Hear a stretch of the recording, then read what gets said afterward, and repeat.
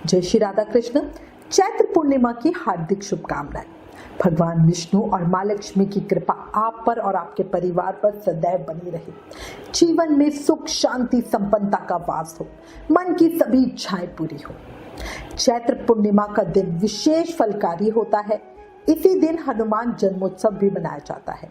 साथ ही वैशाख मास के स्नान दान नियम भी ग्रहण किए जाते हैं। चैत्र पूर्णिमा पर विधि विधान के साथ पूजा करने से, पूर्णिमा व्रत कथा का पाठ करने से या सुनने मात्र से ही मन की सभी इच्छाएं पूरी हो जाती हैं और मोक्ष के द्वार खुल जाते हैं।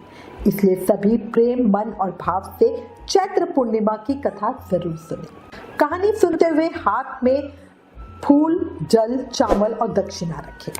अब प्रेम मन और भाव से कहानी सुने। इस वीडियो में मैं आपको 2 चैत्र पूर्णिमा की पौराणिक कहानियां सुनाऊंगी। बहुत समय पहले की बात है। किसी नगर में एक सेठ और सेठानी रहते थे। उनकी कोई संतान नहीं थी, बस सेठ और सेठानी ही थे। भगवान की कृपा से उनके घर में धन धान्य की किसी प्रकार की कुछ कमी नहीं थी। सेठानी भगवान विष्णु की अटूट भक्त थी। व्रत, स्नान, नियम, एकादशी सब चीजें बहुत ही नियम के साथ करती थी। हर गुरुवार की पूजा, व्रत, नियम सब करती थी। रोज भगवान विष्णु की पूजा करती थी। भगवान को बड़े प्रेम भाव से पूजती, सेवा करती। साधु संतों सत्संग में उसका बहुत ही विश्वास था। सेठ को सेठानी का इस तरह रात दिन पूजा करते रहना बिल्कुल अच्छा नहीं लगता था। सेठ बच्चा न होने की वजह से भी बहुत दुखी था और इसी वजह से एक दिन सेठ ने सेठानी को घर से निकाल दिया। सेठानी ने बहुत विनय की पर सेठ नहीं माना। सेठानी घर से निकली तो सोचा कहाँ जाऊं। इसे भाग्य का दोष मानकर जंगल की ओर चलती। जंगल पहुंचकर सेठानी ने देखा वहां 4 आदमी मिट्टी खोदने का काम कर रहे हैं। सेठानी ने उन लोगों को बोला कि मैं घर से भटक गई हूँ, कोई ठिकाना नहीं है, इसलिए उसे नौकरी पे रख ली। उन चारों को सेठानी पे बड़ी दया आई और उन्होंने उसे रख लिया। अब सेठानी दिन रात भगवान का नाम जाप करती रहती और मिट्टी खोदती रहती। कभी कभी भगवान भी इंसान की परीक्षा लेते हैं और शायद ये समय सेठानी की परीक्षा का ही था। सेठानी के पास कोई रहने की जगह तो थी नहीं, इसलिए वो खदान के पास गुफा में ही रहती। पर उस स्थान पर उसके नहाने, खाना बनाने और भगवान विष्णु को भोग लगाने का कोई साधन नहीं था, इसलिए वो ऐसी ही पड़ी रहती। क्योंकि जब तक पूजा पाठ, भोग आदि सेवा ना कर ले तब तक वो खुद भी कुछ कैसे खाए। अब सेठानी भगवान का नाम जाप करती रहती और मिट्टी खोदती रहती। सेठानी को इस तरह के काम करने की आदत तो थी नहीं, इसलिए कुछ ही दिनों में सेठानी के हाथों में बड़े बड़े छाले पड़ गए। तेज गर्मी में काम करने से सर के बाल भी उड़ गए। उन चारों आदमियों ने जब सेठानी की ऐसी हालत देखी तो बोले, बहन, लगता है तुम किसी अच्छे घर की महिला हो, तुम्हें काम करने की आदत नहीं है, तुम ये काम रहने दो और हमारे घर का काम कर दिया करो। वो चारों आदमी उसे अपने साथ अपने घर ले गए। वो चारों आदमी अकेले रहते थे, इसलिए उन्हें कुछ खाना वाना बनाना तो आता नहीं था। वो तो बस 4 मुट्ठी अनाज लाते, कच्चा ही सभी बांट के खा लेते। जब सेठानी ने ये देखा तो उसे बड़ा अजीब लगा। वो उनसे बोली, भैया कल से 8 मुट्ठी अनाज लाना। उन्होंने सोचा शायद सेठानी ज्यादा खाती होगी इसलिए इतना मांग रही है। अगले दिन वो 8 मुट्ठी अनाज ले आए। सेठानी पड़ोसन से आग मांग लाई। उसने बढ़िया भोजन बनाकर भगवान विष्णु को भोग लगाया, फिर सभी को खाने को दिया।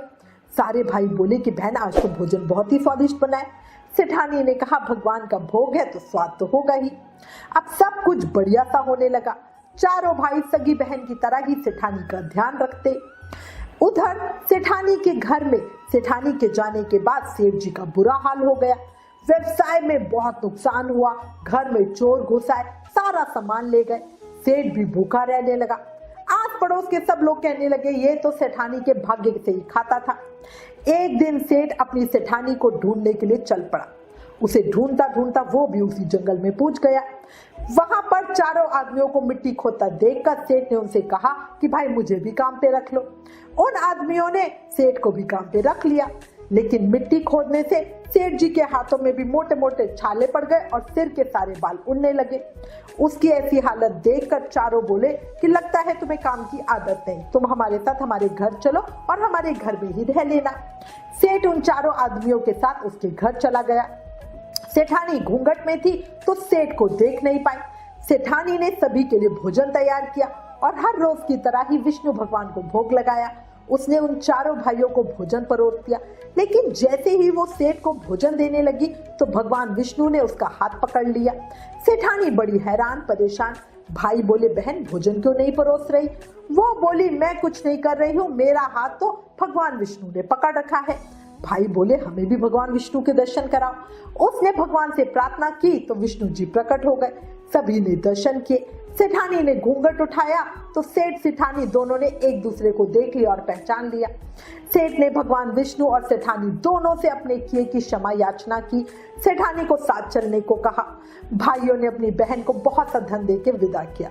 अब सेठानी के साथ सेठ भी भगवान विष्णु की पूजा करने लगा और उसके परिणाम से उनका घर अन्न धन से भर गया।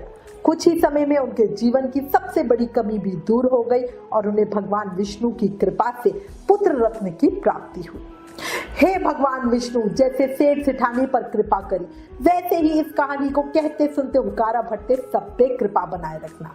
बोलो लक्ष्मी नारायण भगवान की जय, मोर मुकुट बंसरी वाले की जय, वृंदावन बिहारी लाल की जय, चैत्र पूर्णिमा की जय। हे श्री हरि विष्णु, आप अनंत है। आप ही सच्चिदानंद स्वरूप निर्विकार पर ब्रह्म परमात्मा है।